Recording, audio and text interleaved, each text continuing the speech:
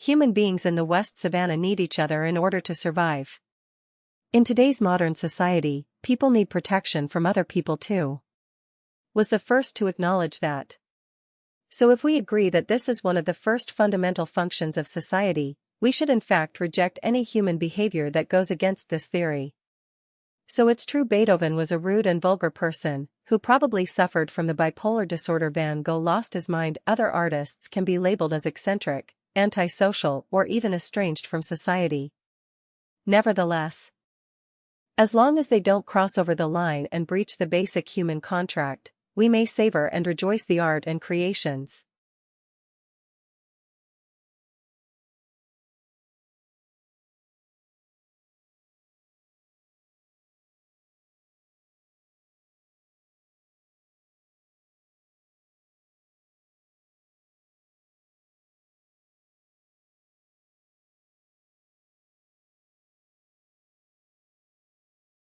This is why I am able to enjoy Beethoven's magnificent creations. Yet on the other hand, as a daughter of Holocaust survivor, I am unable to listen to the music, magnificent as it may be, of composers who believe, for example, in the final solutions of the Jews. An artist that breaches this contract, that endangers the freedom and safety of member of society, regardless of the religion, fate, beliefs, or background, by a direct action, and this is very important, only by a direct action, should lose his place in society, together with a privileged platform, of which he presents his creativity and art. And along with this, the power we attribute to it. Unless he regrets his action. Yes, apology can be accepted.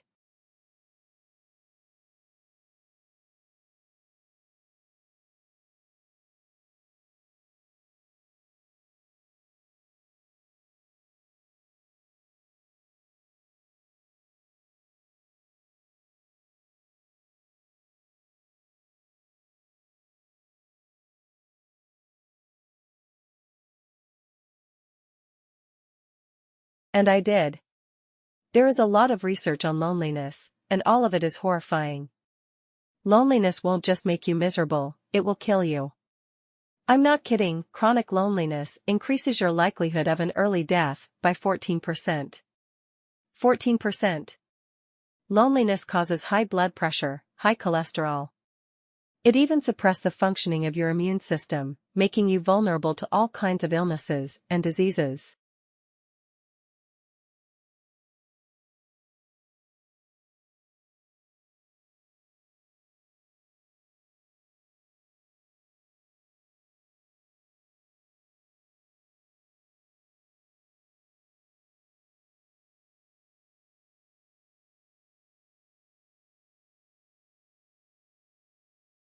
The main problem we have isn't an issue of actually doing the work, it's just starting. Starting is the hardest part. So how do we make it easier? Take your large task and break it into something small. Once you think you've made it small, make it even smaller than that. Do the same with your time commitment. It's great that you blocked out the next 3 hours to do work, but guess what? Studying for 3 hours is incredibly daunting. You do not want to do that. You want to watch Med School Insider's YouTube videos instead. Here's how you get past that: you're not studying for 3 hours anymore. Instead, you're studying for only 25 minutes, which is a lot easier than 3 hours. After those 25 minutes are done, you're getting a break, guaranteed. Seems simple enough. This is the Pomodoro technique in action, and it is one of my favorite study hacks. Early on in the day, I generally like to knock out the difficult tasks first, since it makes the rest of the day a breeze.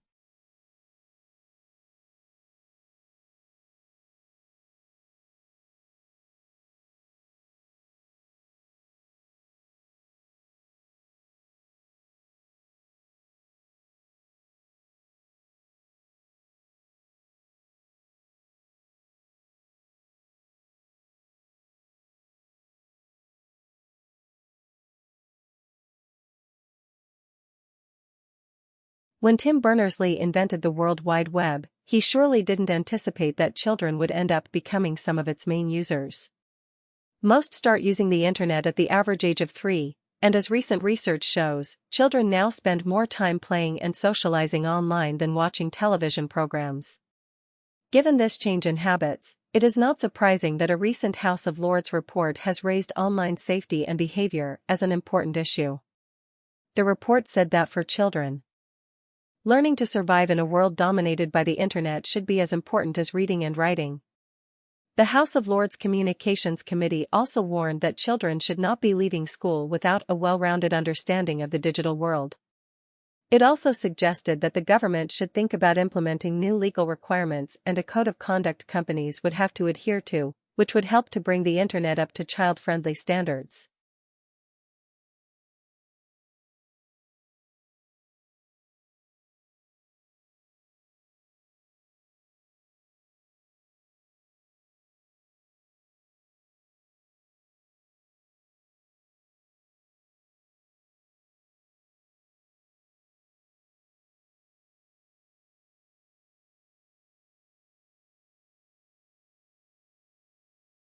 The idea behind recycling is simple: by breaking old products down and converting them into something usable again, we conserve natural resources.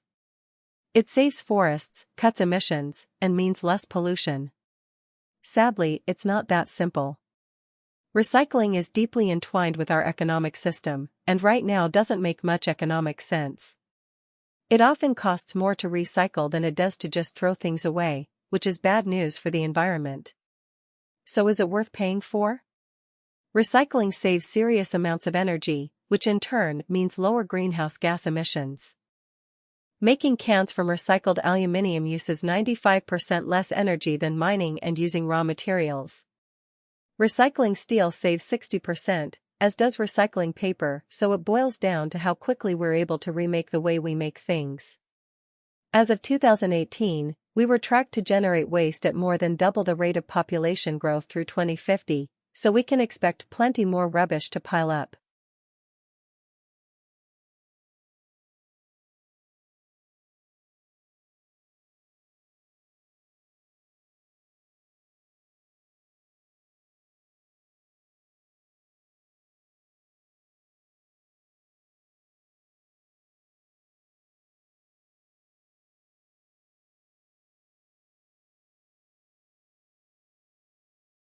Fish are important because they help maintain the health of marine ecosystems and provide support to other marine life.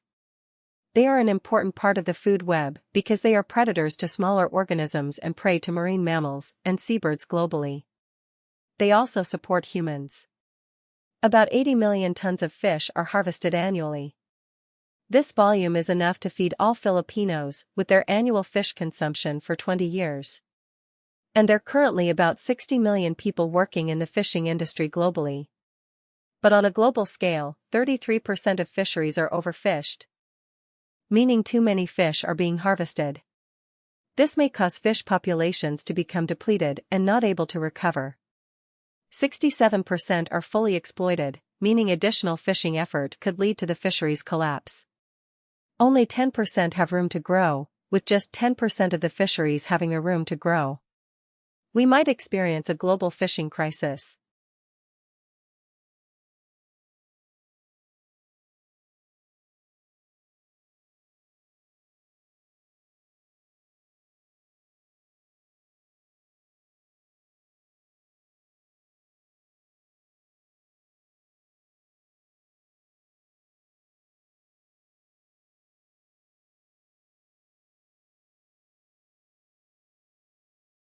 David Olivia Garcia is a co-host of New Mexico in Focus and is also the managing editor for the New Mexico Independent, which is an online news site. He says that the internet has some great benefits for journalism. The internet is this new, amazing medium. Not so new, it's been around quite some time now. But it's maturing as, among other things, a place for journalism. In a sense, the internet allows you to tell stories better than in a newspaper or on television. For this reason, you can do it all online. You can have the written word, you can have still photographs. You can have video. You can link and kind of connect to the other journalism that has been done on a given topic. So it's not like you're in a vacuum. The internet has had a negative impact on these papers. However, John Fleck, who is a columnist for the Albuquerque Journal and also has his own blog, says that he doesn't think that's entirely the case. It really makes me more efficient as a journalist in terms of information gathering, confirmation, helping me get the background necessary to write a story. So it's really good for that.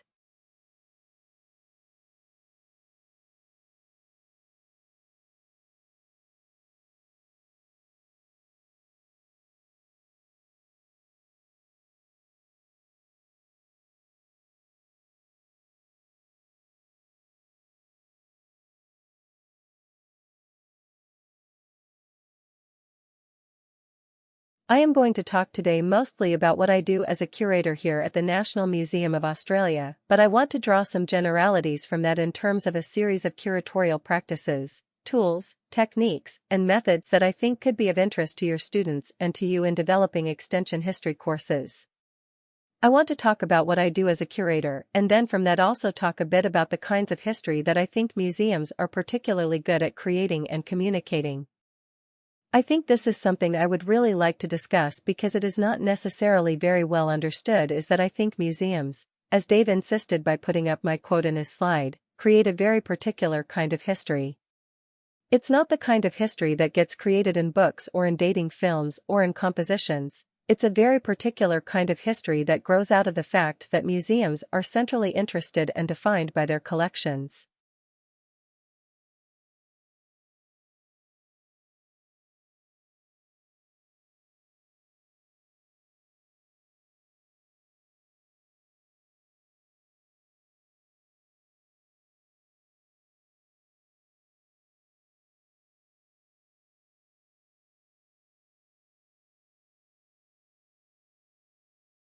I should say that is not an uncontested view of museums, but it is certainly my view of museums.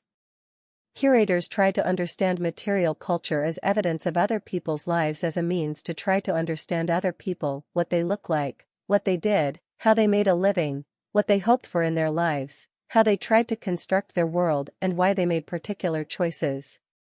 One way in which curators differ from other historians is therefore in terms of how we interrogate the past, what elements we use to communicate the past. Most academic historians are trained very much in the discipline of words, and they concentrate on words still today, although it is changing a little bit.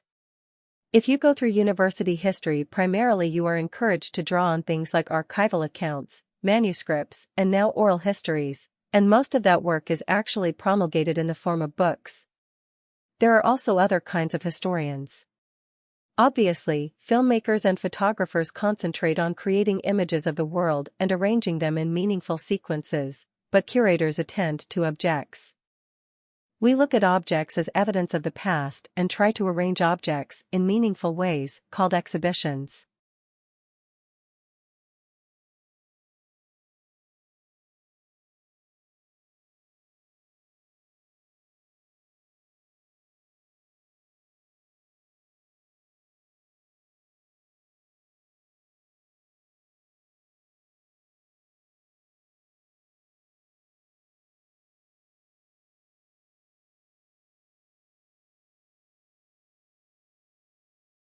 What's the literal definition of risk?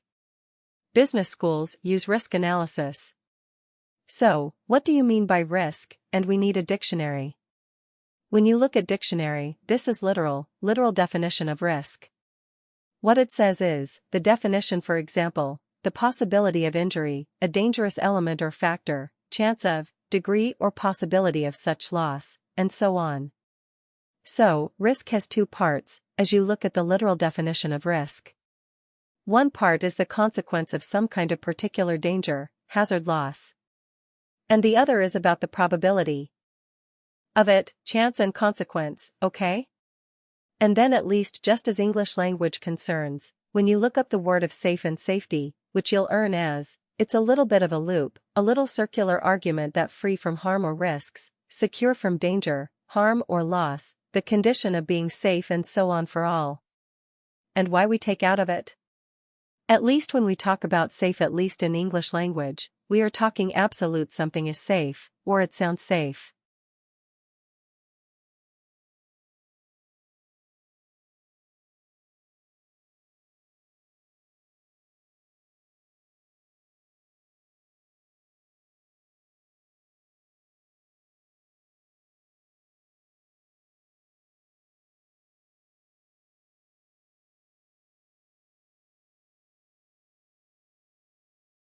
Socialism, the word invented in the late 1810s, communism, the word first appeared in 1840. None of these things were words, much less ideologies before the French Revolution, and the French Revolution gives birth to much of the modern political world. Have you not wondered why we refer to the political left and the political right? Does this have any inherent bodily signification? No. Left and right in politics comes from the original designation of the deputies who sat to the left of the speakers. Podium and those who sat to the right of the speaker's podium in the National Assembly of 1789 to 1790. The left were those who were seen as progressive wanting to change, the right were seen as those wanting to conserve elements of the old regime. It's time for this young loggerhead turtle to go to work. We can tether turtles in these little cloth harnesses, put them into this tank and dull swimming place. University of North Carolina biologist Ken Lohman studies sea turtles that are programmed from birth for an extraordinary journey.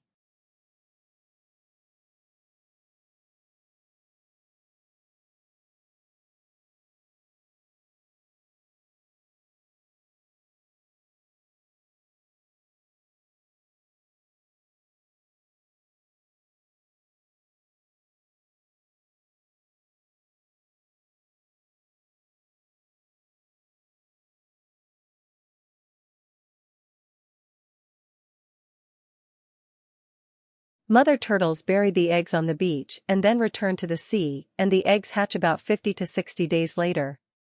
Support for the National Science Foundation. Lohman is learning how these reptiles use the Earth's magnetic field to navigate a 5 to 10-year journey around the Atlantic Ocean. The turtles seem to inherit a set of responses that tell them what to do when they encounter specific magnetic fields at particular locations. This animal magnetism can be a lifesaver, and one field off Portugal triggers the turtles to turn south. If they don't, they likely die. Swept into frigid North Atlantic waters. In one lab test, turtles responded to magnetic field similarly to what they would encounter off the coast of Florida. The great majority of them turned southeast. This is an exciting finding because southeasterly orientation in this part of the world would presumably take turtles further into the Gulf Stream. So, the turtles actually have what might be considered a crude global positioning system that is based on the Earth's magnetic field. And check out this experiment.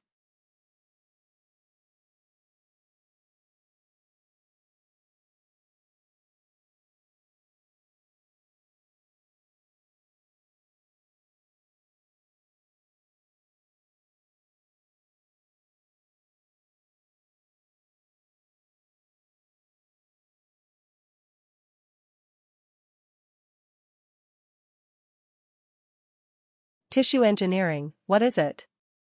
It's an emerging field, interdisciplinary field that combines engineering and life sciences to create functional biological structures that can restore and improve tissue function. Examples include bladders, trachea, blood vessels, and if you look at it, printing as a technology has also gone through the revolution, and well, it's been around for hundreds of years. In the last couple of decades, it's been a new dimension. We can now print layer by layer in materials ranging from plastic to metal, to concrete, to chocolate. From the smallest scales to the largest. If you take 3D printing and we combine it with biology, we have bioprinting, where the building blocks are cell aggregates where we called bioling particles that are composed of thousands of cells that can fuse together into different shapes.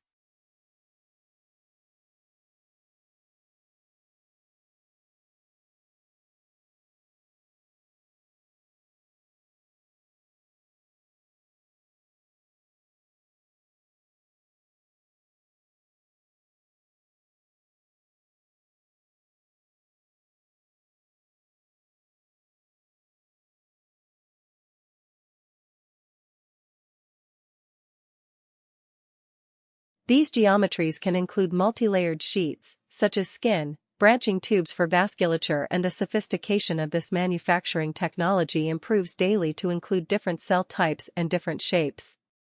And now, why is it important? The pharmaceutical industry at the moment is in a moment of crisis. It spends more money each year on R&D, but has fewer drugs to show for it. It takes more than a decade, more than $1 billion to develop a new drug, and the cost of a failure can be measured in hundreds of millions of dollars.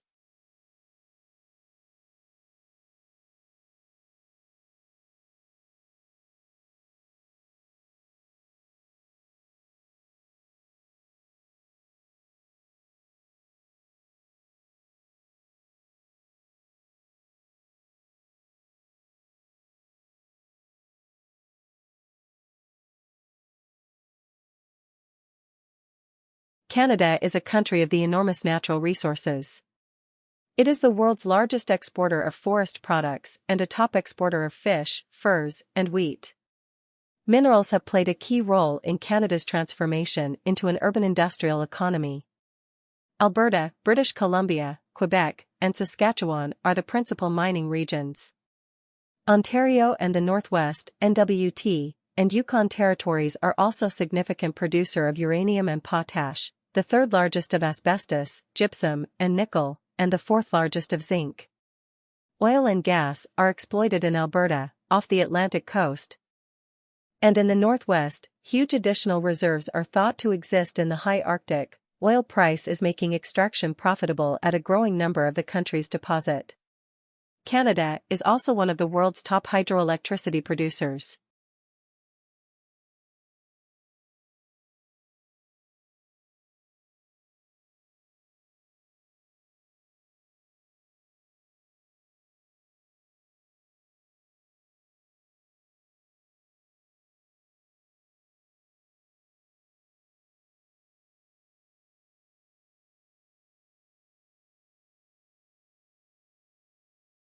Telescopes and eyes are both tools for collecting and detecting light. In fact, telescopes can be thought of as bigger, more powerful eyes. The type of lenses and mirrors and their arrangement determine some of the features of the telescope. The resolution of the telescope is a measure of how sharply defined the details of the image can be. The telescope's primary mirror may have a fraction.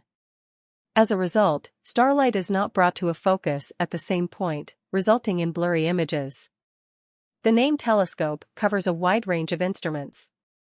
There are major differences in how astronomers must go about collecting light in different frequency bands.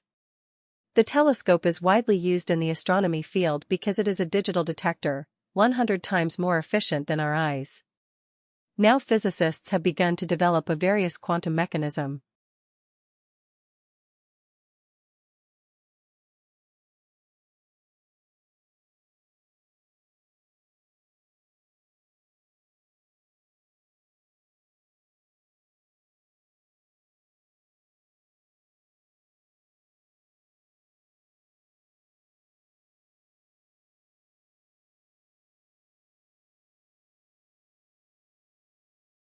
The Right Honourable Sir Winston Leonard Spencer Churchill, KG, OM, CH, FRS, PC, November 30, 1874 to January 24, 1965, was a British statesman, best known as Prime Minister of the United Kingdom during the Second World War.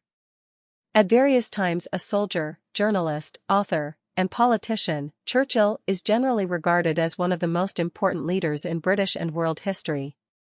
Considered reactionary on some issues, such as granting independence to Britain's colonies, and at times regarded as a self-promoter who changed political parties to further his career.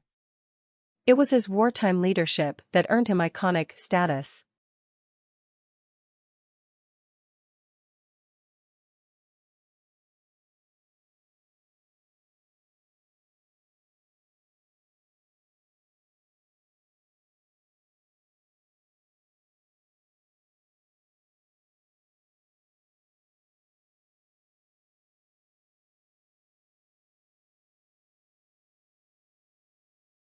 Some of his peacetime decisions, such as restoring the gold standard in 1924, were disastrous, as was his World War I decision to land troops on the Dardanelles.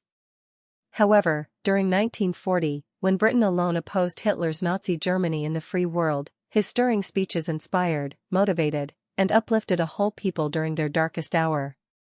Churchill saw himself as a champion of democracy against tyranny, and was profoundly aware of his own role and destiny.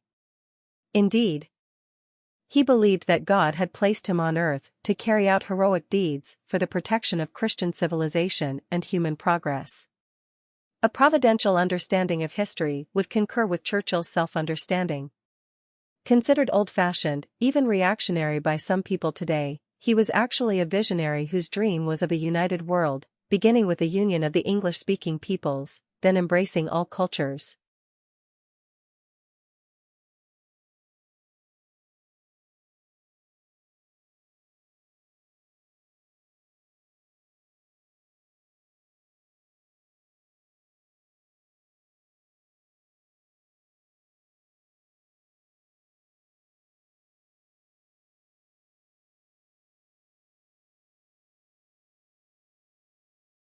Theater study is a difficult subject in the academy because it cannot be experimental and it is a mixture of literature and personal life experience.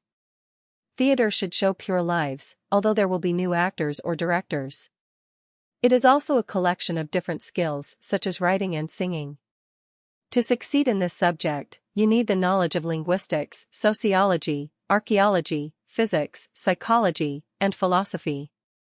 Theater study is interdisciplinary, and you need to be a linguist and archaeologist to fully understand theater study.